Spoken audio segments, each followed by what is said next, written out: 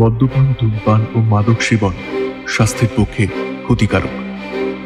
আজকের গল্পটি ভালো লাগলে সবাই লাইক শেয়ার করবেন এবং গল্পটি কেমন লাগলো কমেন্ট বক্সে নিজের মতামত জানাতে ভুলবেন না। কিন্তু চ্যানেলে নতুন হলে সাবস্ক্রাইব করে দেবেন। তাহলে শুরু করা যাক। হঠাৎ সন্ধ্যেতে আমরা বিভিন্ন ধরনের গল্প প্রচার করে থাকি, অলৌকিক, গোয়েন্দা, তন্ত্র, মন্ত্র ইত্যাদি। অলৌকিক গল্পের আবহে আমরা দেখেছি সেখানে তন্ত্র, মন্ত্র, ঝাড়ফুঁক, কালা জাদু ইত্যাদির ব্যবহার হয়ে থাকে।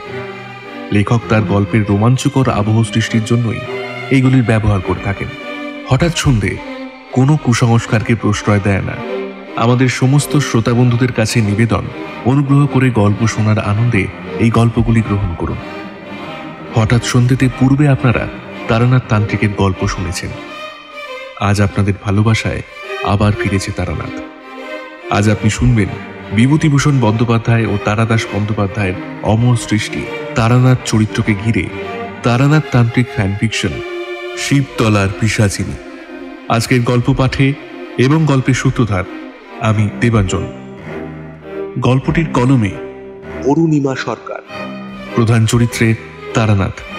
শুরু হচ্ছে আজকের নিবেদন, শিবতলার পিশাচিনী।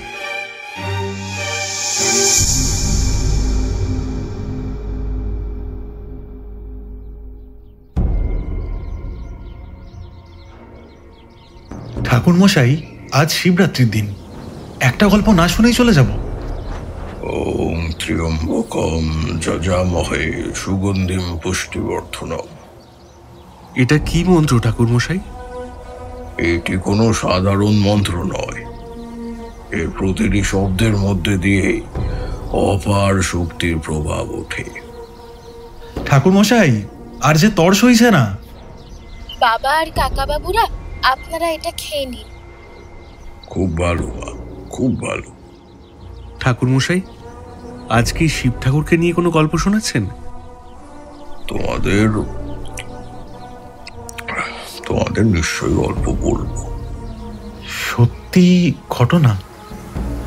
এ তো কেবল কাহিনী নয়। পুরাণের প্রতিটি কথাকে আমি আমার চোখের সামনে সত্যি হতে দেখেছিলাম। ভেবেছিলাম হয়তো মিথ্যে দেখেছি। আপনি তাড়াতাড়ি আমাদেরকে কাহিনীটি শোনান।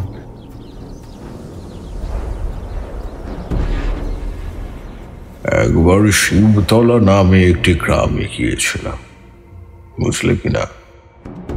একটা ছোট্ট বয়ে চলা নদীর ধারে শিবতলা গ্রামটি প্রকৃতির কোলে এক শান্ত স্নিগ্ধ জায়গা।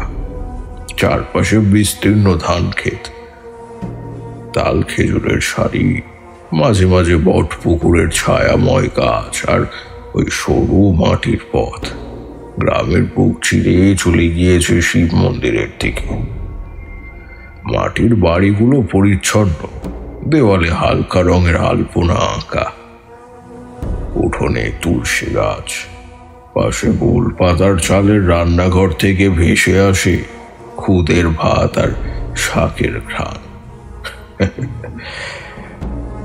গ্রামের মাঝখানে শিব মন্দির, যা যুগ যুগ ধরে এখানকার মানুষদের আরাধনার কেন্দ্র। সাদা পাথরের তৈরি পুরনো এই মন্দিরে মহাশিবরাত্রির সময় বিরাট উৎসব হয়। তখন গোটা গ্রাম নাকি আলোয়, ধূপের গন্ধে, শঙ্খধ্বনিতে মুখরিত হয়ে ওঠে। এই শিবরাত্রির আগের মুহূর্তে গ্রামে পা রেখেই বুঝতে পারলাম সবকিছু ঠিকঠাক চললেও কোথাও যেন একটা কিছু ঠিক নেই। গ্রামের সকলের মুখে হাসি থাকলেও আমি কিন্তু চোখে দেখতে পাচ্ছিলাম এক অদৃশ্য আতঙ্কের ছাপ। কেউ সরাসরি কিছু বলছে না, কিন্তু তাদের চাহনিতে একটা চাপা ভয় যেন খেলা করে যাচ্ছে। এমন অনুভূতি আমার নতুন নয়। আমি জানি মানুষ যখন ভয়ে কাঁপে তখন তার ঠোঁটে হাসি থাকলেও চোখ কিন্তু তা ফাঁকি দেয় না। কিন্তু ভয়টা কিসের? কাউকে কিছু না জিজ্ঞাসা করে আমি সোজা মোড়লের বাড়ির সামনে গেলাম। মোড়ল রামলোচন ডাক পাঠিয়ে আমাকে এখানে এনেছেন, অথচ এখন তার বাড়ির দরজাই বন্ধ। ভারী আশ্চর্য। শিবরাত্রির সময় গ্রামের মোড়লের বাড়িতে সবসময় ভিড় লেগে থাকার কথা। লোকজন আসবে যাবে, পুজোর আয়োজন চলবে, অথচ এখন আমি দরজার সামনে দাঁড়িয়ে বেশ কয়েকবার ডাকলাম, মোড়ল মশাই, মোড়ল মশাই আছেন নাকি? কোনো উত্তর নেই। আরো জোরে ডাকলাম, রামলোচন মশাই, মশাই দরজা খোলেন। নিস্তব্ধতা। সাধারণত গ্রাম্য গৃহস্থ বাড়িগুলোর ভেতর থেকে হাঁড়ি পাতিলের আওয়াজ, কেউ না কেউ কথা বলার শব্দ, রান্নার ধোঁয়া কিংবা বাচ্চাদের কোলাহলে এসব শোনা যায়। অতি সাধারণ এইসব। কিন্তু মোড়লের বাড়ির ভিতর কোনো সাড়া নেই, যেন এ বাড়ির ভেতরে কোনো প্রাণই নেই। আমার ভ্রু কুঁচকে গেল, কিছু একটা ভুল হচ্ছে।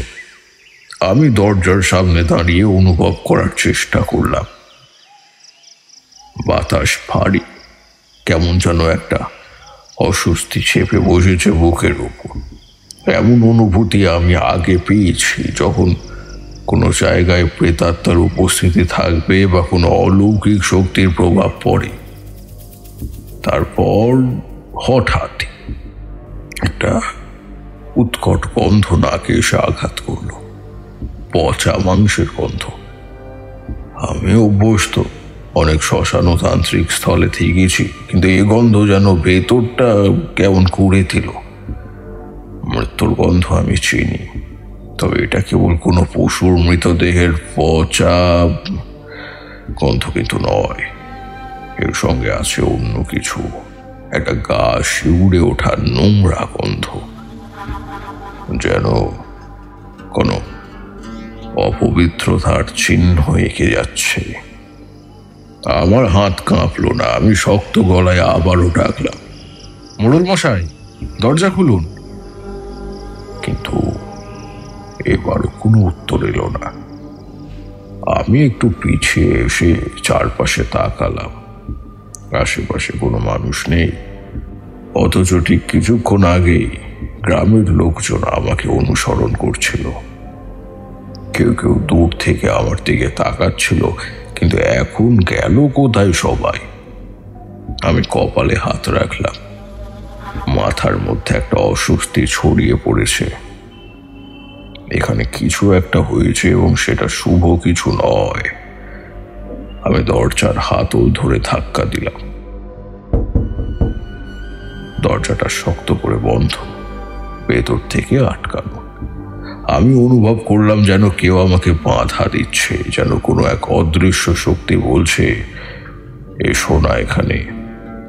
কিন্তু আমি তারানাথ তান্ত্রিক। ভয় আমার ধর্ম নয়।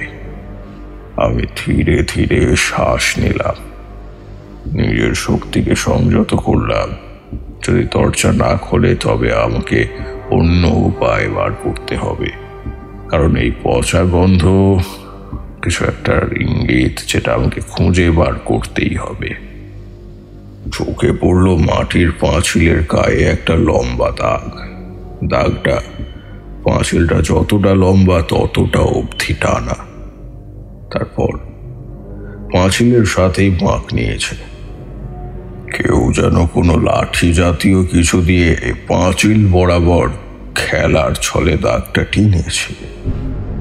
আমি দরজার সামনে দাঁড়িয়ে ভাবছিলাম, এখন কি করা উচিত?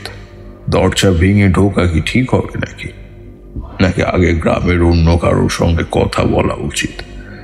পচা গন্ধের উৎস জানাটা দরকার, কিন্তু মোড়ল যদি সত্যি বিপদে থাকেন তাহলে সময় নষ্ট করা বুদ্ধিমানের কাজ মোটেই হবে না। ঠিক তখনই একটা আওয়াজ আমার কানে এলো। আপনি কি তারানাথ ঠাকুর মশাই? আমি চমকে তাকালাম। দূরে একটা বড় অশ্বত্থ গাছের পেছন থেকে একজন ছোকরা ছেলে আমায় ডাকছে। তার গলা ভারী, যেন ভয় মেশানো। গাছের ছায়ার ভেতর থেকে আমি স্পষ্ট দেখতে পাচ্ছিলাম না তাকে, শুধু বুঝতে পারলাম লোকটা আমায় এক দৃষ্টিতে দেখছে। আমি কিছুক্ষণ চুপ করে লোকটার দিকেই তাকিয়ে থাকলাম। ব্যাপারটা সত্যিই বড় আশ্চর্যের। আমি এখানে এসেছি মোড়ল রামলোচনের ডাকে, আর এখন দেখি তিনি নিখোঁজ। বাড়ির দরজায় অনেকবার ডাকলাম, কোনো উত্তরই নেই, অথচ এক অচেনা লোক আমায় নাম ধরে ডাকছে। আমার ধৈর্যের বাঁধ ভাঙল, কপালের ভাঁজ আরো গভীর হলো। একটু বিরক্ত হয়ে এবার বললাম, হ্যাঁ, আমি তারানাথ। কিন্তু তুমি কে ভাই? মোড়ল মশাই নিজে আমাকে ডেকে পাঠিয়েছেন, তাহলে তিনি এখন কোথায় গিয়েছেন? লোকটা কোনো উত্তর দিল না, শুধু হাত তুলে এক অদ্ভুত ভঙ্গিতে ইশারা করলো। তার চোখ দুটো একবার কুঁচকে গেল, যেন কোনো গোপন সংকেত দিতে চাইছে। আমি কিছুক্ষণ দাঁড়িয়ে রইলাম। আশেপাশের বাতাসটা একটু ঠান্ডা ঠান্ডা লাগছে। বিকেলের রোদ ম্লান হয়ে এসেছে, কিন্তু গায়ের লোম দাঁড়িয়ে যাচ্ছে কেমন একটা অজানা আশঙ্কায়। আমি এক পা এগিয়ে গিয়ে বললাম, তুমি কথা বলছো না কেন? মোড়ল মশাই ঠিক আছেন তো? লোকটা এবারও কিছু বলল না, শুধু মুখে একটা চাপা ভয়ের ছাপ ফুটে উঠল, আর সেই হাতের ইশারায় আমায় কাছে ডাকলো। এত রহস্যের ঘেরাটোপে আগে আমি কোনো দিনও পড়িনি। আমি কি যাবো নাকি একটা ফাঁদ মাত্র? কিন্তু এবার যদি আমি পিছিয়ে যাই, তাহলে এই অজানা আতঙ্কের রহস্য ভেদ আমি করবোটা কিভাবে? আমি কিছু না বলে ধীরে ধীরে এগিয়ে গেলাম লোকটার দিকে। আমার পায়ের শব্দ যেন চারিদিকে প্রতিধ্বনি হচ্ছে। মনে হচ্ছিল পুরো গ্রাম শুনতে পাচ্ছে আমার প্রতিটি পা ফেলার শব্দ, অথচ কেউই সামনে আসছে না। লোকটা তখনও ছায়ার মধ্যে দাঁড়িয়ে, তার চোখ দুটো যেন আরো গাঢ় অন্ধকার হয়ে উঠেছে। আমি গভীর নিঃশ্বাস নিলাম আর প্রস্তুত হলাম সামনে যা আসবে তার মোকাবেলা করার। আমি ধীরে ধীরে লোকটার কাছে গেলাম। আমার গাছের ছায়ার নিচে দাঁড়িয়ে থাকা সেই লোকটি যেন আমারই অপেক্ষায় ছিল। আমি একদম সামনে পৌঁছতেই সে আমার পায়ের কাছে নত জানু হয়ে প্রণাম করল। তার কপাল ছুঁয়ে গেল মাটিতে। আমি একটু অবাক হলাম। সাধারণত গ্রাম্য মানুষেরা সাধকতান্ত্রিকদের সম্মান করে ঠিকই, কিন্তু এভাবে পায়ের কাছে নত জানু হবার খুব একটা দেখা কিন্তু যায় না। মনে হলো তার এই প্রণামটা শুধুমাত্র শ্রদ্ধা নয়, এর মধ্যে যেন একটা আকুতি রয়েছে, একটা গভীর আবেগ মনে হয় লুকিয়ে রয়েছে। আমি তার কাঁধে হাত রাখলাম। থাক থাক, কি করছো এসব? লোকটা ধীরে ধীরে উঠে দাঁড়ালো। আমি দেখলাম তার চোখ দুটো লাল হয়ে গিয়েছে, যেন বহুক্ষণ ধরে কেঁদেছে, অথবা এখনো কান্না চেপে রেখেছে। আমি বিস্ময়ের সঙ্গে জিজ্ঞাসা করলাম, কি হয়েছে? তুমি কাঁদছো কেন? লোকটা একটু নড়ে চড়ে দাঁড়ালো, চোখের জল গোপন করার ব্যর্থ চেষ্টা করলো। তারপর কিছুক্ষণ চুপ থেকে কাঁপা গলায় বলল, ঠাকুর মশাই, আপনি এসে গেছেন, এটাই অনেক। কিন্তু মোড়ল মশাই কোথায়? তিনি নিজে আমাকে ডেকে পাঠিয়েছেন, আর এখন দেখি তার বাড়ির দরজাই বন্ধ। লোকটা এবার চোখ নামিয়ে আনমনে বলল, মোড়ল মশাই ভালোই আছেন ঠাকুর মশাই, উনি এই বাড়ি ত্যাগ করেছেন। ত্যাগ করেছে? আমি এবার পুরোপুরি চমকে উঠলাম। কোথায় গিয়েছেন উনি? লোকটা আমার দিকে কিছুক্ষণ তাকিয়ে থাকলো, তারপর গম্ভীর গলায় বলল, ওনার বর্তমান বাড়িতে গিয়েই সব কথা হবে, এখানে আর কিছু বলা যাবে না। এবার আমি সত্যিই বিভ্রান্ত হলাম। এই কেমন রহস্য? কেউ কিছু বলছে না, গ্রামের লোকেরা ভয় পেয়ে আছে, মোড়লের বাড়ি বন্ধ, আর এখন শুনছি মোড়ল নাকি বাড়ি ছেড়ে চলে গিয়েছে। সবকিছুই যেন কেমন একটা গোপন পর্দা টানা, যেটা কেউ সরিয়ে দেখতে চায় না। আমি কিছুক্ষণ লোকটার দিকে তাকিয়ে রইলাম। তার চোখের মধ্যে একটা অদ্ভুত দৃষ্টি, যেন সে অনেক কিছু বলতে চায় কিন্তু পারছে না। আমি একটু ধীর স্বরে এবার বললাম, ঠিক আছে, আমি তোমার কথায় সায় দিলাম। এখন বলো, তোমার নাম কি? লোকটা কিছু দ্বিধা নিয়ে উত্তর দিল, অমর জীবন দাস। আমি চমকে উঠলাম। অমর জীবন দাস? এই নাম আমার জীবনের সঙ্গে জড়িয়ে রয়েছে, কিন্তু কোথায়, কবে? হঠাৎ করে বহু পুরনো স্মৃতি যেন মনে পড়ে গেল, বহুদিন আগের ঘটনা। নিজেকে বোঝালাম এটা নিছক কাকতালীয়। চলো তাহলে মোড়ল মশাই নতুন বাড়ির দিকে তাহলে রওনা হয়। অমর জীবন আমার দিকে তাকিয়ে ধীর গলায় বলল, চলুন ঠাকুর মশাই, কিন্তু একটা কথা মনে রাখবেন, সন্ধ্যার পর এই গ্রামে অনেক কিছু বদলে যায়। তার কণ্ঠস্বরের সেই অদ্ভুত কম্পন শুনে আমার শরীরে শীতল স্রোত বয়ে গেল।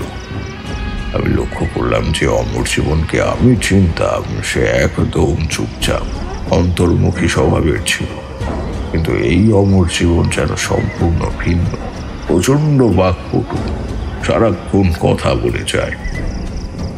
আমরা যখন গ্রামের সরু পথ ধরে এগিয়ে চলেছি, তখন সে আমাকে মাছ ধরার কৌশল শেখাতে লাগলো। ঠাকুর মশাই, জানেন তো, মাছ ধরার একটা বিশেষ কায়দা আছে।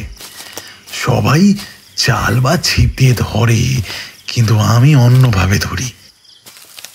আমি কিছুটা বিরক্ত হয়েই বললাম, কিভাবে? আমি ছায়া দিয়ে মাছ ধরি। লোকটির কথা শুনে আমার পাগলের প্রলাপ ছাড়া আর কিছুই মনে হলো না। মোড়লের বাড়িতে কতক্ষণে পৌঁছবো সেটাই আমি ভাবছি। লম্বা রাস্তা, অদ্ভুত গ্রামের লোক আর মোড়লের বাড়ির পচা গন্ধের রহস্য কিছুক্ষণের জন্য ভুলে থাকার জন্য এই ছেলেটিকে কিছুক্ষণ সহ্য করা ছাড়া অন্য আর কোনো উপায় নেই। আমি সংক্ষিপ্তভাবে বললাম, বেশ অভিনব পদ্ধতি বটে। কিভাবে করো কাজটা ভাই? এ তো ভীষণ সহজ কাজ ঠাকুর মশাই। জলের ঢেউ আর আকাশের ছায়া, তার আড়ালে আমি। ওপর থেকে দেখেই বোঝা যায় বড় মাছ কোথায় আছে।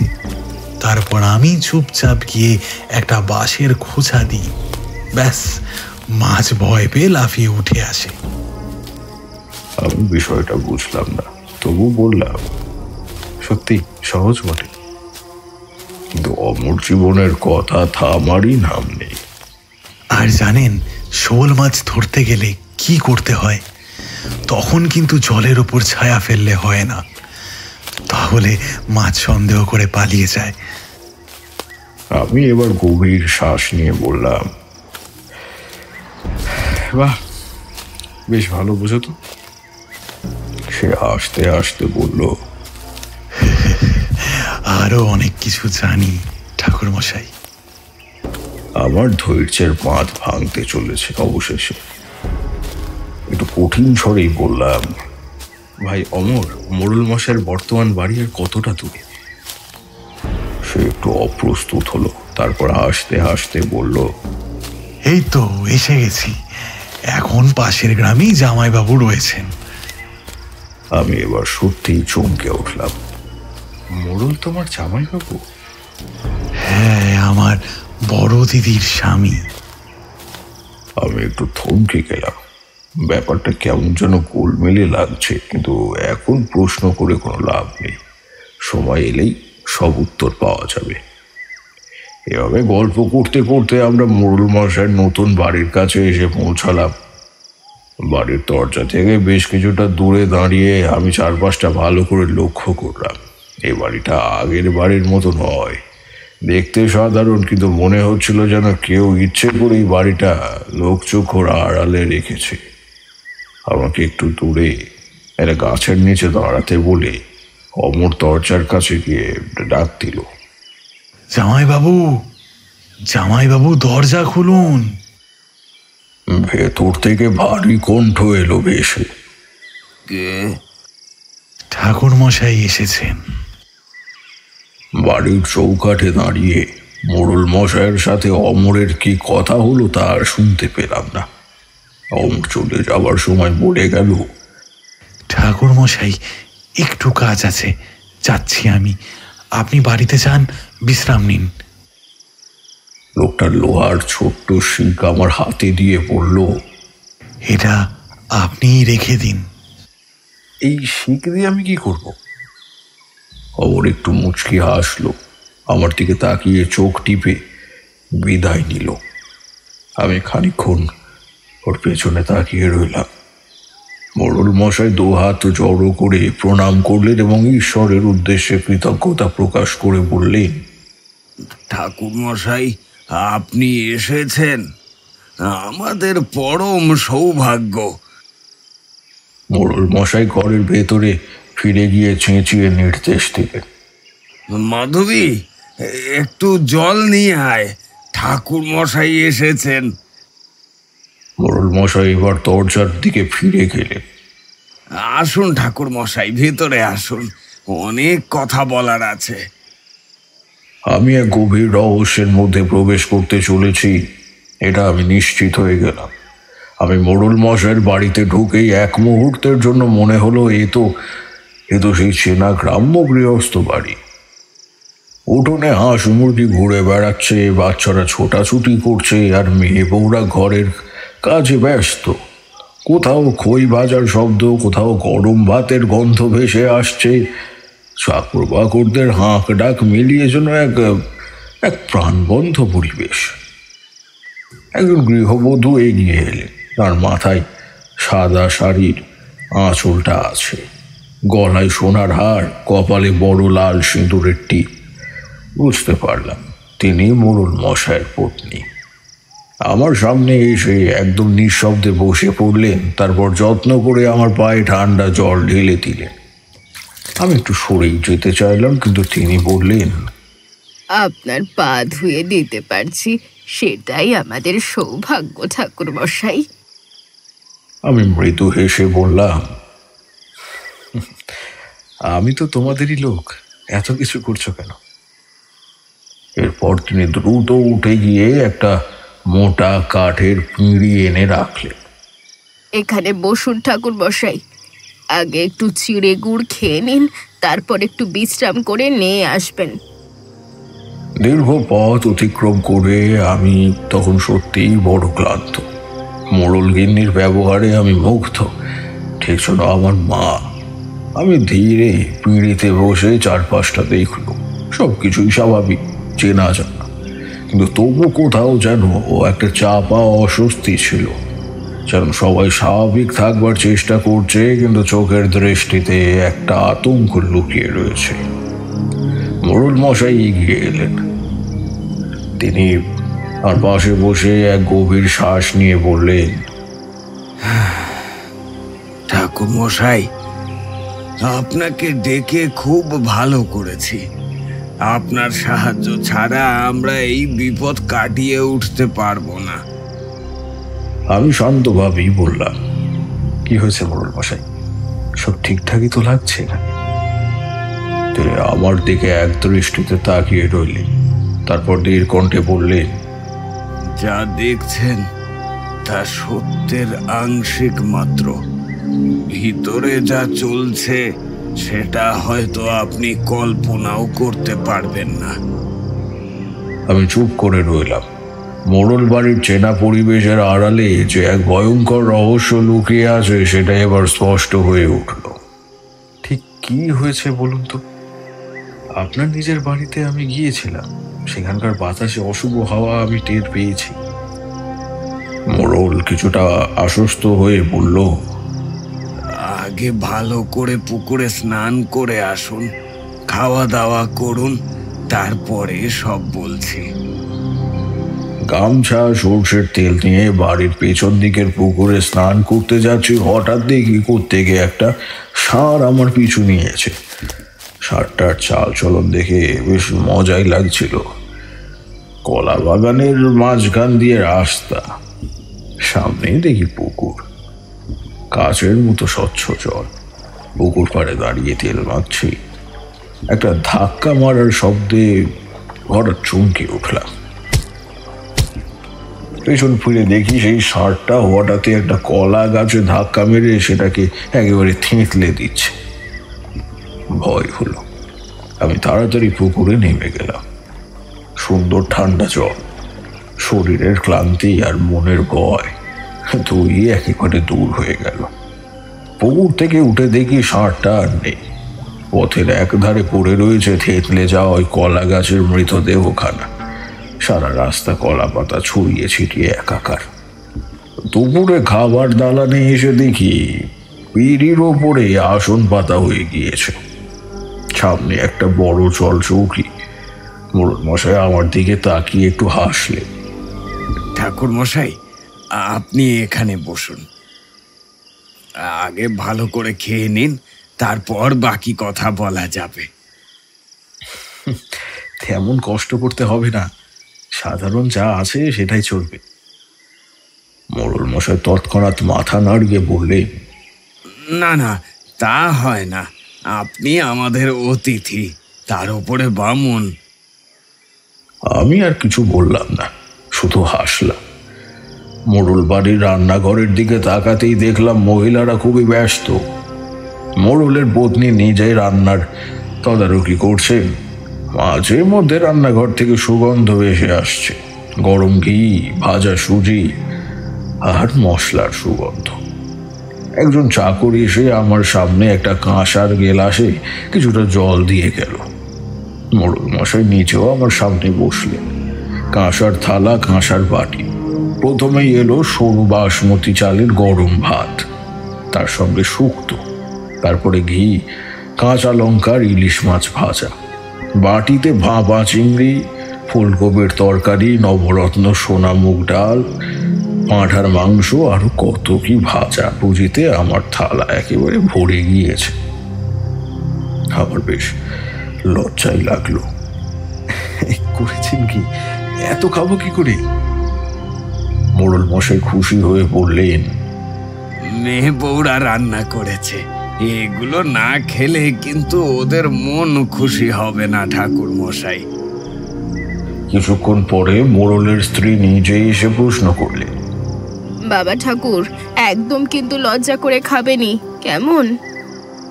অসাধারণ রান্না গিন্নিমা, এত যত্ন করে রান্না করলে কি লজ্জা করলে হয়? এরপর এলো পায়েস, দই আর রসগোল্লা, সব মিলিয়ে এক রাজকীয় ভোজ। আমি খেতে খেতে লক্ষ্য করলাম মোড়ল মশাই খাবারের মাঝে মাঝে আমার দিকে তাকাচ্ছে। তার চোখে এক অদ্ভুত উদ্বেগের ছাপ। খাওয়ার শেষে মুখ ধুয়ে উঠলাম। এখন সময় হয়েছে মোড়ল মশাইয়ের মুখ থেকে আসল সত্যটা শোনার। মোড়ল মশাই মুখ নামিয়ে বললেন, আপনাকে সব বলবো ঠাকুর মশাই। আমার হঠাৎ অমর বলে ছেলেটির কথা মনে এলো। জিজ্ঞাসা করল, আচ্ছা, আপনার শালাবাবুকে তো দেখছি না। মোড়ল কেমন যেন অবাক চোখে তাকিয়ে রইল। আমি বুঝতে পারলাম না কোনো অনৈতিক কথা বলে ফেললাম কিনা। বললাম, না, মানে ছেলেটি না থাকলে আজ হয়তো আপনার বাড়িতেই আসা হতো না। এরপর মোড়ল মশাই যা বললেন তাতে আমি একেবারে স্তম্ভিত হয়ে গেলাম। ঠাকুর মশাই, আমার কোনো কালেই কোনো শালা ছিল না। শ্বশুর বাবার 3টেই মেয়ে, বড়টি বর্তমানে আমার ধর্মপত্নী। আমি যেন একটু ঘাবড়ে গিয়েছিলাম। তাহলে ওই ছেলেটি কে? আমি তো ভাবলাম ছেলেটি আপনার সাথেই এসেছে। আমাকে বললে মোড়ল মশাই একদম ঠিক মানুষকে নিয়ে এসেছেন, আমি সাথে করে নিয়ে এলাম, যত্নে রাখবেন। আমি চুপচাপ মোড়ল মশাইয়ের মুখের দিকে তাকিয়ে রইলাম। আমার নিজের কানকে যেন বিশ্বাস হচ্ছিল না। কিছুক্ষণ আগেই তো সেই ছেলেটি আমায় পথ দেখিয়ে এখানে নিয়ে এলো, আর এখন মোড়ল বলছে যে এমন কাউকে চেনে না। আমি মোড়লকে আরেকবার জিজ্ঞাসা করলাম, আপনি নিশ্চিত যে অমর জীবন নামে কাউকে আপনি এই গ্রামে কখনো দেখেননি? মোড়ল এবার চিন্তিত মুখে বললেন, আমাদের গ্রামে অমর জীবন নামে কোনো মানুষই তো নেই, কোনো কালে ছিল বলেও শুনিনি। আমার শির দাঁড়া দিয়ে যেন ঠান্ডা স্রোত বয়ে গেল। মোড়ল মশাইয়ের কথার মানেটা কি? আমি তাহলে যার সঙ্গে এতক্ষণ কথা বললাম সে কি সত্যি সেই ছিল? মোড়ল মশাই শুরু করলেন,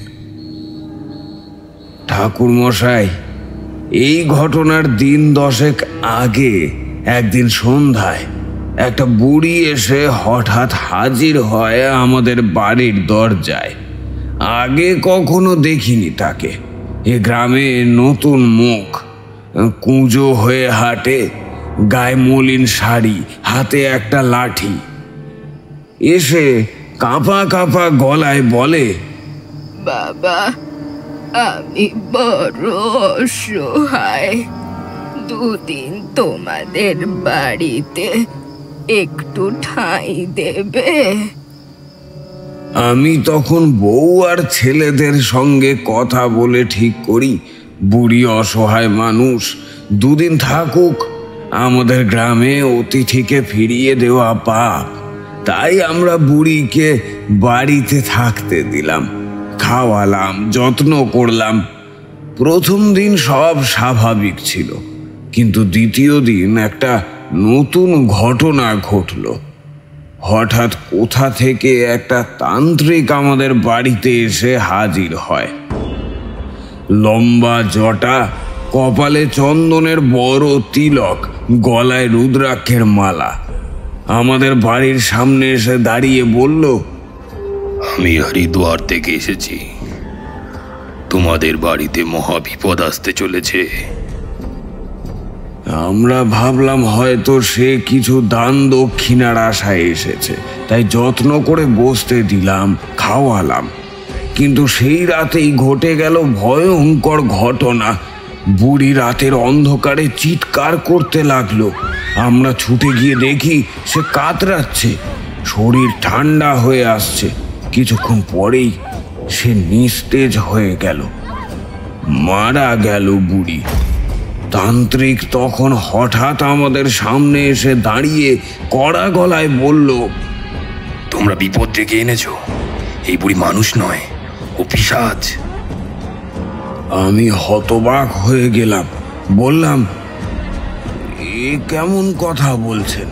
আমাদের চোখের সামনেই সে মারা গেল, আর আপনি বলছেন সে পিশাচ। মৃতদেহ থাকলে সকাল না হওয়া পর্যন্ত ওকে হাত দিও না। যদি পিশাচ হয় তবে রাতেই ও লাপাত্তা হয়ে যাবে। আমরা কিছুটা দ্বিধায় পড়লাম, কিন্তু সারা রাত ধরে বুড়ির মৃতদেহ উঠোনে পড়ে থাকলো। সকালে উঠে দেখি দেহটা নেই। তান্ত্রিক তখন চেঁচিয়ে বলল, তোমরা সর্বনাশ করেছো, এই জায়গা এখন অভিশপ্ত, কাল রাতেই বুঝতে পারবে এর ফল। আমরা ভয়ে শিউরে উঠলাম, কিন্তু গ্রাম ছেড়ে চলে যাওয়ার কথা মনেই আনিনি। তান্ত্রিক কিছুক্ষণ পর বিদায় নিল, কিন্তু সেদিন রাতেই ভয়াবহ কিছু ঘটনা ঘটে গেল। আমাদের লাগোয়া গোয়াল ঘর থেকে একটা বিকট শব্দ এলো। দুধের গাইটা চিৎকার করছে। আমি আর আমার 2 ছেলে দৌড়ে গিয়ে দেখি গরুর গলা ছেঁড়া, মাংস কেউ যেন খুবলে নিয়েছে। চারপাশে ছড়িয়ে ছিটিয়ে রয়েছে রক্ত। গোয়াল ঘর কাঁপছে যেন। সেই রাত থেকেই আমাদের বাড়ির আশেপাশে কিছু অদ্ভুত ঘটনা ঘটতে লাগলো। প্রতিদিন সকালে উঠোনে ছাগল, হাঁস, গরুর কাটা মাথা হাড়গোড় পড়ে থাকতে লাগলো, যেন কেউ ওগুলো রাতের আঁধারে মেরে রেখে যাচ্ছে। 3 রাতের মাথায় আর সহ্য করতে পারলাম না। আমার পরিবারকে নিয়ে এই গ্রামে ভাইয়ের বাড়িতে আশ্রয় নিলাম, আর তখনই আপনাকে খবর পাঠালাম ঠাকুর মশাই। এই ভয়াবহ ব্যাপার থেকে আমাদের মুক্তি দিন। মোড়ল মশাইয়ের কণ্ঠে আতঙ্ক ফুটে উঠেছিল। আমি চোখ বন্ধ করে গভীরভাবে চিন্তা করলাম। সন্ধ্যার আলো তখন ম্লান হয়ে এসেছে।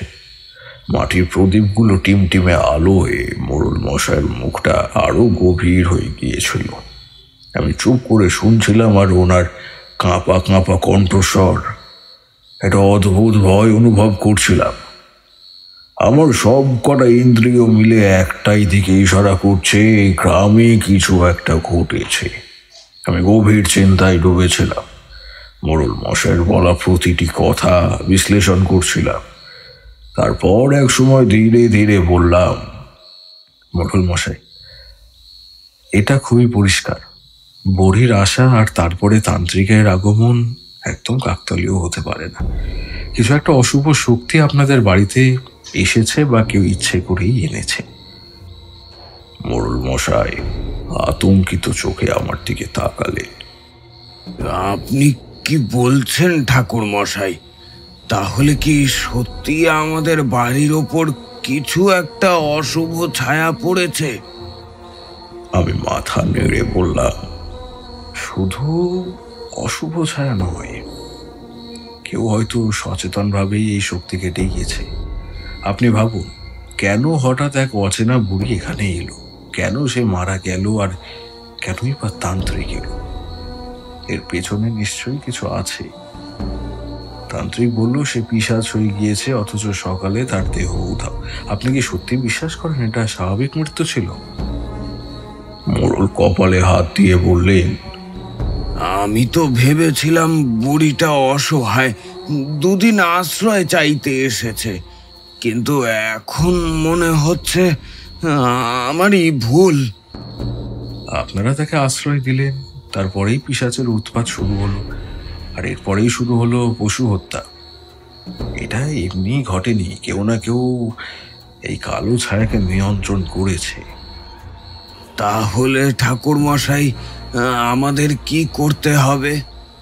এই ভয়ঙ্কর ঘটনা কবে থামবে? আমি স্থির চোখে বললাম, আমাকে কিছুটা সময় দিন, বুঝতে দিন সত্যিই কি ঘটেছে এখানে। কিন্তু ঠাকুর মশাই, যদি সত্যি ওটা পিশাচ হয়? তাহলে তো আরো ভালো মোড়ল মশাই, কারণ আমি এখানে এসেছি রহস্য উদ্ঘাটন করতে, একেবারেই ভয় পেতে নয়। মোড়ল মশাই আমার দিকে তাকিয়ে আছে, তার চোখে আতঙ্ক আর অজানা এক দুশ্চিন্তার ছায়া। আমি একটু থেমে ধীর স্বরে বললাম, মোড়ল মশাই, এবার ভালো করে বুঝুন, বুড়ির আশা, তারপর তান্ত্রিকের আশা, তারপর এই বুড়ির মারা যাওয়া, এসব মোটেও আলাদা ঘটনা নয়, সবই সেই তান্ত্রিকের পূর্ব পরিকল্পনার অংশ। মোড়ল কপালে হাত দিয়ে বললেন, পূর্ব পরিকল্পনা? কিভাবে ঠাকুর মশাই? ভাবুন তো, অজানা এক বুড়ি হঠাৎ এসে আপনাদের বাড়িতে আশ্রয় নিল, আপনি মানবতার খাতিরে তাকে থাকতেও দিলেন, আর তারপরেই এক রহস্যময় তান্ত্রিক এসে হাজির হলেন। তিনি কি এই শুধু কাকতালীয়ভাবে এলেন? মোড়ল ধীরে ধীরে মাথা নাড়লেন। এই তান্ত্রিক আসলে কোনো সাধক নয়, সে এক কালো শক্তির সাধক। এর উদ্দেশ্য ছিল এই বাড়ির আশেপাশে এক অশুভ শক্তি সৃষ্টি করা, যা ধীরে ধীরে আপনাদের গ্রাস করবে। মোড়ল মশাই হতভম্ব হয়ে গেলেন। এখন আপনার কথা শুনে মনে হচ্ছে ব্যাপারটা সত্যি অস্বাভাবিক, কিন্তু এই তান্ত্রিক কি চাইছিল? এই ধরনের তান্ত্রিকরা সাধারণত কোথাও কোনো তন্ত্র সাধনার ক্ষেত্র তৈরি করতে চায়, যেখানে তারা তাদের শক্তি প্রয়োগ করতে পারে। আপনার বাড়ি হয়তো সেই জায়গা হতে চলেছিল। মোড়ল শিহরিত কণ্ঠে বললেন, কিন্তু কেন আমাদের বাড়ি? আমরা তো কারো ক্ষতি করিনি। আমি গভীর এক শ্বাস নিয়ে বললাম, বুড়ি ছিল এই ষড়যন্ত্রের প্রথম ধাপ। ও সম্ভবত আগে থেকে এই তান্ত্রিকের অধীনে ছিল। ওকে ব্যবহার করা হয়েছে একটি মাধ্যম হিসেবে খালি। ওর মৃত্যুর মধ্যে দিয়েই তান্ত্রিক তার শক্তি ছড়ানোর ব্যবস্থা করেছিল। মোড়ল মশাই ফিস ফিস করে বললেন, তাহলে তাহলে বুড়ির ভূমিকা কি ছিল? বুড়ি ছিল এই ষড়যন্ত্রের প্রথম ধাপ। ও সম্ভবত আগে থেকেই ওই তান্ত্রিকের অধীনে ছিল। ওকে ব্যবহার করা হয়েছে একটি মাধ্যম হিসাবে। ওর মৃত্যুর মধ্যে দিয়েই তান্ত্রিক তার শক্তি ছাড়ানোর ব্যবস্থা করছিল। তাহলে বুড়ির মৃত্যু স্বাভাবিক নয়? আমি মাথা নেড়ে বললাম, না না, মোটেও না। ও হয়তো কোনো অশুভ আচার অনুষ্ঠানের শিকার হয়েছে, অথবা ওকে ত্যাগ করা হয়েছে তান্ত্রিকের কাজে ব্যবহার করার জন্য। মোড়ল আতঙ্কে বলে উঠলে, তাই তো, বুড়ি মারা যাওয়ার পর থেকেই তো গবাদি পশুগুলো মরতে শুরু করলো। এ তো ভয়ঙ্কর। এই জন্যেই তান্ত্রিক আপনাদের বাড়ি ছাড়ার জন্য ভয় দেখিয়েছিল। সে চাইছিল যে আপনারা ভয় পেয়ে সরে যান সেখান থেকে, আর পুরো জায়গাটা ওর কবজায় চলে আসুক। আমরা তো বুঝতেই পারিনি। ঠাকুরমশাই, আপনি যদি না আসতেন তাহলে হয়তো আমরা... এখনো দেরি হয়নি, আমি এই রহস্যের শেষ পর্যন্ত যাব। কিন্তু ঠাকুরমশাই, যদি সত্যি কোনো অশুভ শক্তি সেখানে থেকে যায়, তাহলে মোড়ল মশাই, সেই শক্তিকে বিদায় করারই আমার দায়িত্ব। আমি কিছুক্ষণের জন্য ভাবনায় হারিয়ে গিয়েছিলাম। অনেক প্রশ্নের উত্তর এখনো অজানা। মোড়লের ডাকে আমি সম্বিত ফিরে পেলাম। কি ভাবছেন ঠাকুরমশাই? এই সময় এক চাকর এসে গড়গড়া দিয়ে গেল। মোড়ল খুব বিনয়ের সাথে বলল, আশা করি এতে আপনার কোনো আপত্তি নেই। মনে মনে বেশ খুশি হলাম। আর যাই হোক, মোড়ল মশাই বয়সে আমার থেকে বেশ বড়। নিজে মুখে তো আর চাইতে পারি না। দুবার গুড়গুড় করে টান দিতেই যেন আমার আজ্ঞা চক্র পর্যন্ত খুলে গেল। বললাম, তামাকটা বেশ ভালো, নবদ্বীপ থেকে আনা মনে হচ্ছে। মোড়ল মশাই ভদ্রতার খাতিরে একটু হাসলে। বুঝলেন, ওনার মন এখন বিপদ আর দুশ্চিন্তায় পরিপূর্ণ। আমি আশ্বস্ত করার জন্য বললাম, আমি যখন আছি তখন আপনি আর কোনো চিন্তাই করবেন না। মোড়ল ম্লান দৃষ্টিতে আমার দিকে তাকিয়ে রইলেন, যেন ওনার সমস্ত উৎসাহ উবে গিয়েছে। উনি অপেক্ষা করছেন আমার থেকে এমন কিছু শোনার জন্য যাতে তিনি আরাম বোধ করেন। গুড়গুড় গুড়গুড় শব্দের মাঝে আমি বললাম, যদি আপনার পুরনো বাড়িতে পিশাচ থেকে থাকে তাহলে তো তান্ত্রিকের আশেপাশেই থাকার কথা। সে বেটা গেলটা কোথায়? মোড়ল মশাইয়ের চোখ চকচক করে উঠল, যেন উনুনে আবার কয়লা ফেলা হয়েছে। বললে, এটা তো কখনো ভাবিনি। আপনি কেন এরকম কথা বলছেন? পিশাচকে নিয়ন্ত্রণ করতে হলে তো কাছাকাছি থাকতেই হবে, দূর থেকে এদের নিয়ন্ত্রণ করা সম্ভব নয়। মোড়ল কি বুঝলেন সেটা উনি নিজেই জানেন, শুধু মাথা নাড়িয়ে বললেন, এটা তো ঠিক কথা।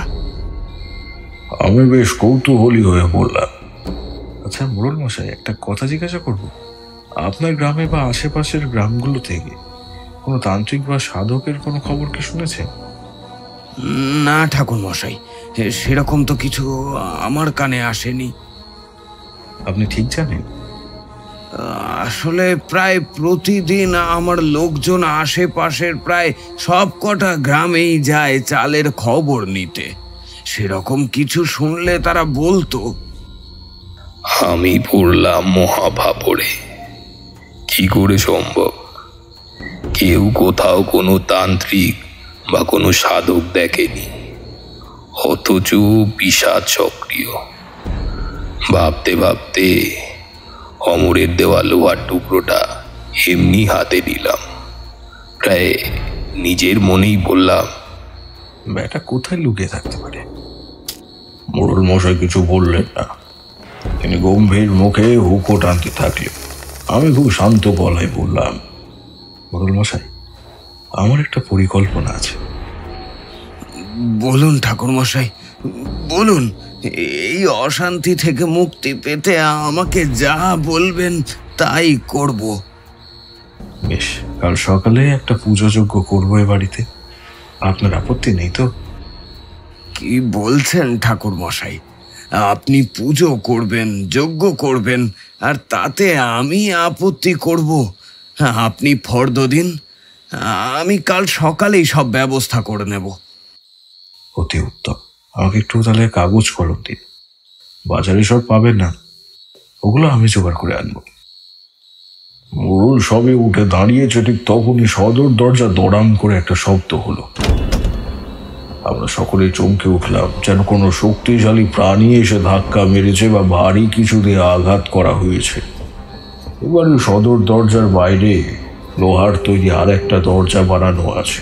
দরজা খুলে দেখি সেটা ধাক্কার চোটে প্রায় বেঁকে গিয়েছে। আরেকটু দূরে সকালের দেখা সেই ষাঁড়টা, চোখ দুটো লাল, মাটিতে রাগে পা ঘষছে।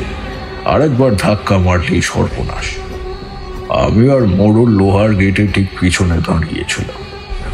বাড়ির মেয়েরা বেরিয়ে এসেছে কি হয়েছে দেখবার জন্য, কিন্তু কি অবাক কাণ্ড, ষাঁড়টা আর এগিয়ে এলো না, বিচ্ছিরি রকম ভাবে ডাকতে থাকলো। লোহার শিকটা তখনও আমার হাতে ধরা। আমার আর বুঝতে কিছুই বাকি রইল না, অনেকগুলো প্রশ্নের উত্তর একসাথে পেয়ে গেলাম। সেদিন রাতে কিছু খেলাম না, শুয়ে শুয়ে 7-5 ভাবছি, হঠাৎ মনে পড়ল অমর জীবনের কথা। সে যেন বলছে, জলে ঢেউ আর আকাশের ছায়া, তার আড়ালে আমি, উপর থেকে দেখেই বোঝা যায় বড় মাছ কোথায় আছে। ঠাকুর মশাই, আমি ছায়া দিয়ে মাছ ধরি। ধরফর করে উঠে পড়লাম, বিছানা ছেড়ে ঘরের বাইরে এসেছি। পূবের আকাশে তখন লাল আভা ফুটে উঠেছে। মোড়লের বাড়িতে ব্যস্ততা তুঙ্গে। মোড়ল মশাই এগিয়ে এসে বললেন, রাতে ঘুম ভালো হয়েছে তো ঠাকুর মশাই? আমি হেসে বললাম, খুব শান্তিতে ঘুমিয়েছি মোড়ল মশাই। বেশ, আপনি তৈরি হয়ে নিন, আমি পুজোর সব ব্যবস্থা করে ফেলেছি। একটা বড় আয়না আর বড় চালের ব্যবস্থা করতে পারবেন মোড়ল মশাই? মোড়ল বেশ বিভ্রান্ত হয়ে পড়লেন। বড় আয়না, জল, এগুলো দিয়ে কি হবে ঠাকুর মশাই? ছায়া দিয়ে মাছ ধরবো। সদর দরজা সোজাসুজি, আয়নাটা দাঁড় করিয়ে রাখা হলো। পুজোর আসন একটু পাশে সাজানো হলো। গ্রামের বেশ কয়েকজন শক্তিশালী ছেলেকে ডাকা হলো। সবকিছু গুছিয়ে নিয়ে আমি পুজোয় বসলাম। প্রথমে ভূত নিবাসন যজ্ঞের মাধ্যমে তান্ত্রিকের কোনো শক্তির অস্তিত্ব আছে কিনা তা নিশ্চিত করতে হবে। এই যজ্ঞের মাধ্যমে যে অশুভ শক্তি গোপনে লুকিয়ে আছে তাকে প্রকাশ্যে আনা যায়। ওগুলো রক্তচন্দন, সর্ষে, নিম পাতা আর দুর্গা কাঠ দিয়ে অগ্নি প্রজ্বলিত করে যজ্ঞ শুরু করলাম মন্ত্রোচ্চারণ করে। ওম ভদ্রং কর্ণভি শুক্রানাম দেবা, ওম উগ্র বিরূপাক্ষ মহাকাল নমস্তুতে, দুষ্কৃতিনাং বিনাশাং তান্ত্রিক বিদ্যায়ং প্রকাশয়। মন্ত্রোচ্চারণের সঙ্গে সঙ্গে চারপাশের পরিবেশ পাল্টে যেতে শুরু করলো। বিশ্বাস ছিল এর ফলে অশুভ শক্তি প্রকাশ পেতে বাধ্য হবে এবং তান্ত্রিক যদি আশেপাশে থাকে তবে তার প্রতিক্রিয়া হবে। যজ্ঞের আগুন এবং আরো কিছু লক্ষণ ইঙ্গিত দিচ্ছে সেই বদমাস তান্ত্রিকের উপস্থিতি। এরপর শুরু করলাম কালী কবচ পূজা। এর উদ্দেশ্য, যদি তান্ত্রিক নিজের শক্তি দিয়ে নিজেকে আড়াল করে রাখে তবে এই পূজা তার প্রতিরক্ষার আবরণ ভেদ করে ফেলবে। একটা বড় মাটির হাঁড়িতে ভর্তি করে গঙ্গা জল ঢালা হলো। তাতে 5টি লাল রক্ত জবা ফুল এবং তন্ত্র প্রক্রিয়ার বিশেষ কিছু উপাদান মিশিয়ে পুজো করা হলো। সেই মিশ্রণ দরজা থেকে আয়না পর্যন্ত লম্বা জায়গাটি বাদ দিয়ে বাড়ির বাকি অংশে ছড়িয়ে দিলাম। হাঁড়িটা আয়নার ঠিক সামনে রেখে 108 বার মন্ত্রোচ্চারণ শুরু করলাম। ওম কালিয়া মহাকালিয়া নমঃ। সামনে রাখা কুম্ভের আগুনে প্রথমে গঙ্গা জল ছিটিয়ে মন্ত্রোচ্চারণ করলাম। ওম রিং মেজাস্য নমঃ ভৈরায় মহাকালায় নমঃ। আমার চারপাশে উপস্থিত মোড়ল, গ্রামের কিছু প্রবীণ মানুষ আর কয়েকজন যুবক সবাই অবাক হয়ে তাকিয়ে রয়েছে। এই প্রথমবার তারা এমন এক শক্তিশালী যজ্ঞের সাক্ষী হচ্ছে। একটা মন্ত্রপুত জবা আরো কিছু তন্ত্র উপকরণের মাধ্যমে তাদের মিশিয়ে কাঁচের আয়নার সামনে রাখা মাটির হাঁড়ির দিকে ছুঁড়ে দিলাম। হঠাৎ একটা তীব্র জোরে হাওয়া উঠলো, যেন পুরো গ্রামটায় কেঁপে উঠলো। চারপাশের গাছের ডালপালা নড়তে লাগলো, বাতাস হয়ে উঠলো ভারী। আগুনের শিখা একবার নীলচে হয়ে গেল। ঠিক তখনই দূর থেকে একটা তীব্র গর্জন শোনা গেল। সেই বিশাল ষাঁড় যেন উন্মত্ত হয়ে গিয়েছে। মোড়ল মশাইয়ের বাড়ির দরজা ভেঙে ভেতরে ঢুকলো। মোড়ল ভয় কাঁপতে কাঁপতে আবারও পেছনে সরে গেল। ঠাকুর মশাই, এ যেন কোনো সাধারণ ষাঁড় নয়, এ তো অশুভ শক্তির কিছু। আমি জানি ও আমাকে খুঁজে বের করতে এসেছে। কাল পুকুরে স্নানে যাবার সময় ওর সাথে পরিচয় হয়েছে আমার। ষাঁড়টি প্রচন্ড ক্রোধে ফুঁসছে, তার চোখ দুটো লাল হয়ে জ্বলছে, যেন আগুন বেরিয়ে আসবে। সে গর্জন করতে করতে সামনে রাখা আয়নাটির দিকে তাকালো। সে আয়নায় তখন আমার প্রতিধ্বনি, ছায়া দিয়ে মাছ ধরার খেলা। ঠিক তখনই একটা অদ্ভুত দৃশ্য ঘটলো। আয়নার মধ্যে আমার প্রতিবিম্বের পেছনে একটা কালো রঙের অস্পষ্ট অবয়ব ফুটে উঠল। সেটা কোনো মানুষ নয়, এক তান্ত্রিকের ছায়া মূর্তি, যার চেহারা বিকৃত, চোখ জল জল করছে আর মুখ থেকে কালো ধোঁয়া বেরোচ্ছে। ষাঁড়টি আমার প্রতিবিম্ব দেখেই প্রবল ক্রোধে আয়নার উপর তীব্র আঘাত করলো, কিন্তু অদ্ভুতভাবে আয়নাটি ভাঙল না, বরং সাথে সাথে ষাঁড়টি কয়েক হাত দূরে ছিটকে পড়ল। গ্রামের ছেলেরা জল দড়ি দিয়ে এগিয়ে এলো। তারা সবাই চেষ্টা করছিল ষাঁড়টিকে বশে আনতে, কিন্তু ষাঁড়টি দানবের মতন শক্তিশালী। আমি উচ্চ স্বরে মন্ত্রোচ্চারণ করলাম, ওম ভৈরবায় নমঃ, ওম মহাকালায় নমঃ, শক্তি প্রকাশ শুক্রনাশ। এবার যেন সমস্ত প্রকৃতি কেঁপে উঠল। এক অদৃশ্য শক্তি যেন শিকল বেঁধে দিল ষাঁড়টিকে। সে নড়তে পারছে না, শুধু ফুঁসছে আর শরীর তার কাঁপছে। আমি এবার আরো শক্তিশালী মন্ত্র পড়লাম। চারপাশের বাতাস হয়ে উঠল ভারী। ওম অগ্নি শক্তি মহাশক্তি রুদ্রায় স্বাহা। ষাঁড়ের শরীর থেকে এক কালো ধোঁয়া বেরোতে লাগলো। সেটা কুণ্ডের আগুনের দিকে ধেয়ে এলো এবং মুহূর্তের মধ্যে আকাশের দিকে উঠে মিলিয়ে গেল। এক মুহূর্তের জন্য সবকিছু স্তব্ধ হয়ে গেল। হাওয়া থেমে গেল, আগুন স্বাভাবিক রঙে ফিরে এলো। মোড়ল হাঁপাতে হাঁপাতে বললেন, ঠাকুর মশাই, এটা কি ছিল? এই ষাঁড়ের মধ্যে তান্ত্রিক নিজের শক্তি লুকিয়ে রেখেছিল। তোমাদের বাড়ির অভিশাপের কারণ ওই ছিল। এখন ওর শক্তি শেষ হয়ে গিয়েছে, এবার ও নিজেই ধরা পড়বে। গ্রামের ছেলেরা আনন্দে চিৎকার করে উঠল। মোড়ল এবার হাঁটু গেড়ে বসে আমাকে প্রণাম করলেন। আপনি আমাদের বাঁচালেন ঠাকুর মশাই, আমরা কৃতজ্ঞ। কিন্তু তান্ত্রিক এখনো বেঁচে আছে, কিন্তু সে কোথায় আছে সেটা এখনই খুঁজে বার করতে হবে, কারণ ও সহজে হাল কিন্তু ছাড়বে না। গ্রামের আকাশ তখনও ধোঁয়ায় আচ্ছন্ন। মোড়ল বাড়ির উঠোনে সবাই স্তব্ধ হয়ে দাঁড়িয়ে। মাটিতে নিথর হয়ে পড়ে থাকা ষাঁড়ের শরীর থেকে ধোঁয়ায় মিলিয়ে যাওয়ার পর এক অদ্ভুত আতঙ্ক যেন ঘিরে রেখেছে পরিবেশকে। আমি ধীরে ধীরে উঠে দাঁড়ালাম, তার চোখে কঠিন দৃষ্টি। আমি চারপাশে আবার ঘুরে তাকালাম, যেন শত্রুর উপস্থিতি অনুভব করতে চাইছেন। মোড়ল কাঁপা গলায় বললেন, ঠাকুর মশাই, এই ষাঁড়টা কি সত্যি তান্ত্রিকের পাঠানো ছিল? এটা শুধু তার ছায়া, আসল শত্রু এখনো কিন্তু আত্মগোপনে আছে। তার অস্তিত্ব এখানেই আছে, কিন্তু সে এখনো ধরা পড়েনি। আমি তখন আমার ঝোলার ভিতর থেকে কয়েকটি বিশেষ তান্ত্রিক উপাদান বের করলাম। একটা ছোট পেতলের প্রদীপ, কিছু লাল সুতোর বাঁধা তাবিজ আর এক রুদ্রমালা। উঠোনের একবারে মাঝখানে দাঁড়ালেন এবং 4 কোণে 4টি প্রদীপ জ্বালালেন। তারপর ধীরে ধীরে মন্ত্রোচ্চারণ করলেন, ওম প্রেতান্নাশয় স্বাহা, ওম কাল ভৈরবায় নমঃ।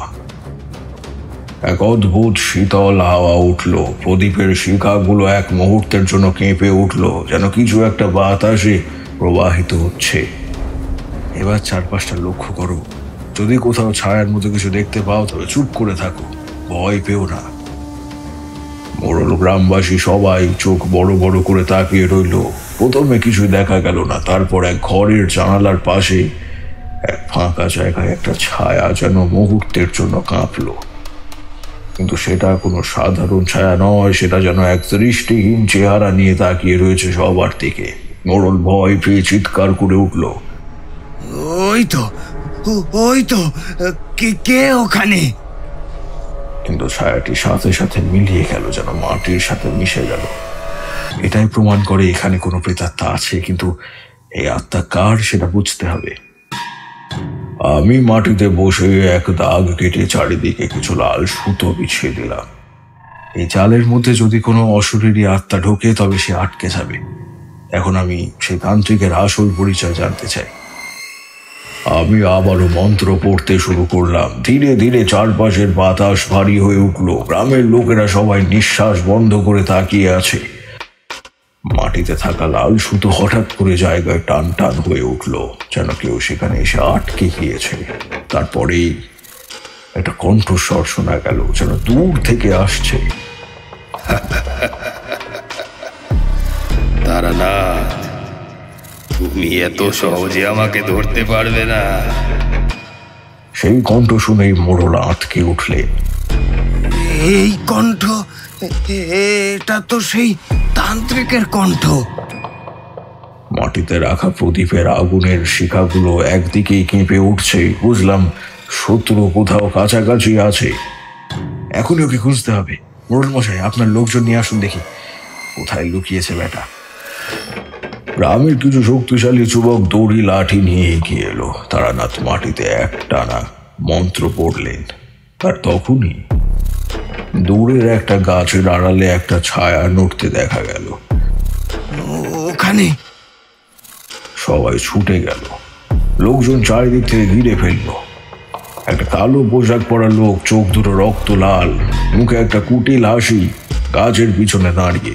মোড়ল চেঁচিয়ে বলে উঠলেন, এই তান্ত্রিক আমাদের সর্বনাশ করতে এসেছিল। তান্ত্রিক হাসতে লাগলো। তোমরা আমাকে ধরতে পারবে না। তখনই এক থালা জল নিয়ে সেখানে ছিটিয়ে দিলাম। জল পড়তেই তান্ত্রিক কেঁপে উঠল, যেন বিদ্যুৎ লেগেছে। সে মাটিতে পড়ে গেল। তার চোখে ভয়ঙ্কর দৃষ্টি যেন নিস্তেজ হয়ে গিয়েছে। তোমার অভিশাপ শেষ হয়ে গিয়েছে, তোমার অশুভ শক্তির বিনাশ হয়ে গিয়েছে। এবার তোমাকে এই গ্রাম ছেড়ে চলে যেতে হবে, না হলে। তান্ত্রিকের চোখে ভয়, সে আর একটা শব্দ উচ্চারণ করতে পারল না। গ্রামের লোকেরা তখনই দড়ি দিয়ে তাকে বেঁধে ফেলল। মোড়ল কাঁপা গলায় বললেন, ঠাকুর মশাই, ঠাকুর মশাই, এই তান্ত্রিক কি সত্যি আমাদের ক্ষতি করতে পারত? আমি এসে বললাম, যদি সময় মতো একে ধরা না যেত তবে পুরো গ্রামটাই এই অভিশাপের শিকার হয়ে যেত একেবারে। এবারে শান্তি ফিরবে। আমি তারানাথ তান্ত্রিক। জীবনভর কত ভয়ঙ্কর অভিজ্ঞতার মুখোমুখি হয়েছি, কত রহস্যের চট খুলেছি, তার কোনো হিসেব নেই। কিন্তু কিছু ঘটনা এমন থাকে যা মানুষের মনে দাগ কেটে যায়। তান্ত্রিকের কবল থেকে গ্রামকে রক্ষা করার পর সেদিন রাতে আমি বিছানায় শুয়ে অমর জীবনের কথা ভাবছিলাম। কোনোভাবেই রহস্যময় মানুষটি আমাকে সব সময় ঠিক পথের সন্ধান দিয়েছে। দরজায় কেউ যেন ধাক্কা দিল। দরজা খুলে দেখি গ্রামের মোড়ল মশাই দাঁড়িয়ে রয়েছে। যজ্ঞ শেষ হয়েছে, গ্রামের আকাশ থেকে সেই কালো ধোঁয়া মিলিয়ে গিয়েছে, কিন্তু মোড়ল মশাইয়ের চোখে মুখে এখনো গভীর উদ্বেগ। আমি বুঝতে পারছিলাম তার মনে কোনো বড় দুশ্চিন্তা রয়ে গিয়েছে। বললাম, মোড়ল মশাই, আপনি এত ভাবনাই কেন? সব তো শেষ হয়ে গেল। ঠাকুর মশাই, আমার মন বলছে সব শেষ হয়নি। আমার বাস্তু বাড়ি শুদ্ধ করতে হবে। ওখানে তো এখনো পিশাচ রয়ে গেছে। আমি বুঝতে পারলাম মোড়লের বাড়ির মাটিতে যে গভীর রহস্য লুকিয়ে আছে সেটাই এই অভিশাপকে সম্পূর্ণ নির্মূল হতে দিচ্ছে না। মোড়ল মশাই আর একটা বিষয় বলে গেলেন। ঠাকুর মশাই, আমাদের বাস্তু ভিটেতে পিশাচের উপদ্রব শুরু হয়েছিল, কিন্তু সেই পিশাচ আমাদের বাড়িতেই বন্দী হয়ে রইল কিভাবে? গ্রামের অন্য কারোর বাড়িতে তো কোনো উপদ্রব করলো না। মোড়লের কথা শুনে আমি হাসলাম। ছোলা থেকে ছোট লোহার শিকটা বার করে দেখিয়ে বললাম, এটার জন্য বাকি গ্রাম নিস্তার পেয়েছে। মোড়ল অবাক হয়ে বলল, মানে? মোড়ল মশাই সবকিছুর মানে জেনে কি হবে? তান্ত্রিকের ধ্বংসের সাথে সাথে এই পিশাচও শেষ হয়ে গিয়েছে, আর কোনো অস্তিত্ব নেই তার। তাহলে এখন আমাদের কি করণীয় ঠাকুর মশাই? সকালে আমরা সবাই যাবো আপনার বাস্তু বাড়িতে। কিছু লোক পাঠিয়ে ঘরদোর পরিষ্কার করিয়ে নিই, আমি পুজো করে দেব। সকালে পুরো বাড়ি গঙ্গা জল ছিটিয়ে শুদ্ধ করা হলো। ধূপ দীপ জ্বালিয়ে গৃহশান্তি পুজো করা হলো। মোড়লের মুখে আনন্দ, মনে প্রাণে ফিরে এলো। তিনি কেঁপে কেঁপে বললেন, ঠাকুর মশাই, আজ আপনি না থাকলে আমরা ধ্বংস হয়ে যেতাম। আমি কিছু করিনি, শুধু পথ দেখিয়েছি। সৎ পথে থাকুন, ভয়ের কিছুই নেই। গ্রামবাসীরা আনন্দে উল্লাস করলো। সবাই দলে দলে আমায় পায়ে হাত দিয়ে প্রণাম করলো। রাতের আকাশের দিকে তাকিয়ে দেখলাম আজ আর কোনো কালো ছায়া নেই, শুধু একটা প্রশান্তি। এবার বিদায় নেবার পালা। যাবার আগে মোড়লের পরিবার আমার সামনে এসে দাঁড়ালো। দেখি গিন্নিমার চোখে জল। মা, নিজের ছেলেকে চোখের জল দেখিয়ে বিদায় করছেন? আমি পরে আবারও আসবো। মোড়ল অনেক চাল ডাল আনাজপাতি তেল আরো অনেক উপহার সামগ্রী একটা গরুর গাড়িতে চাপিয়ে দিলেন। ঠাকুর মশাই, বয়সের হিসেবে তুমি আমার ভাই হলে, কোনো সমস্যা হলে এই দাদার কথা মনে করো। যাওয়ার আগে একটাই কথা বলি, যদি কখনো এরকম কিছু দেখেন, একটা কথা মনে রাখবে, অন্ধকার যতই ভয়ানক হোক, সত্য আর শুভ শক্তির সামনে তা ধ্বংস হবেই।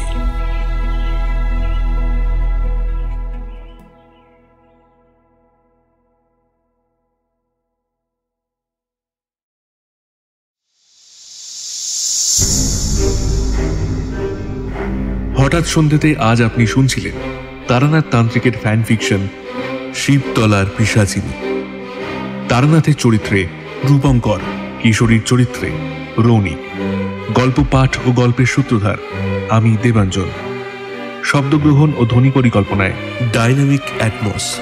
Poster design Krishnendu. শেষ হলো আজকের নিবেদন। সঙ্গে থাকুন, আবারও এক রোমাঞ্চকর গল্প নিয়ে ফিরছে হঠাৎ সন্ধে।